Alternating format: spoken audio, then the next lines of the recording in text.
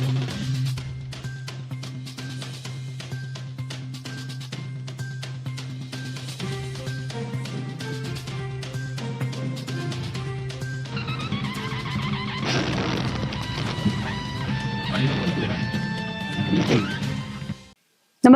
आपण पाहता हिरकणी न्यूज.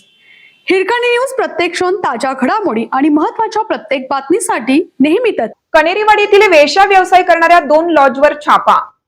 पुणे बंगळुरू राष्ट्रीय महामार्गावरील कनेरीवाडी हद्दीत करवीर उपविभागीय पोलीस अधिकाऱ्यांच्या पथकाने बुधवारी रात्री उशिरा वेश्या व्यवसाय करणाऱ्या आरंभ आणि बारकोड या 2 लॉजवर छापा टाकला. या कारवाईत 2 पीडित महिलांची सुटका केली. तर लॉज मालक शंकर आनंदा खोत वय 45 राहणार कनेरीवाडी आणि एजंट कल्लेश चंद्रकांत खेकरे वय 38 राहणार पुलाची शिरोली या दोघांना अटक केली. कनेरीवाडी हद्दीतील लॉजवर वेश्या व्यवसाय चालवला जात असल्याची माहिती करवीरचे उपविभागीय पोलीस अधिकारी आप्पासाहेब पवार यांना मिळाली होती. पवार यांच्या मार्गदर्शनाखाली गोकुळ शिरगाव पोलीस ठाण्याचे सहाय्यक पोलीस निरीक्षक रणजित पाटील आणि पोलीस उपनिरीक्षक प्रमोद चव्हाण यांच्या पथकाने बुधवारी रात्री छापा टाकला. आरंभ लॉजवर टाकलेल्या छाप्यात पोलिसांनी वाळवा तालुक्यातील एका 32 वर्षीय पीडित महिलेची सुटका केली.